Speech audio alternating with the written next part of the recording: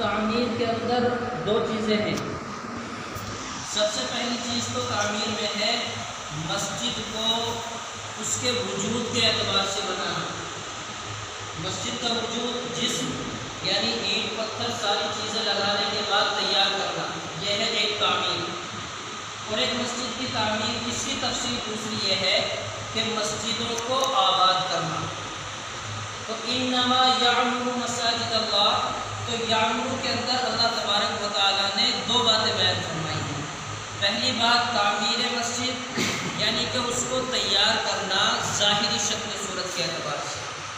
دوسری تعمیر مسجد ہے اس کو نمازیوں کے اعتبار سے تعمیر کرنا۔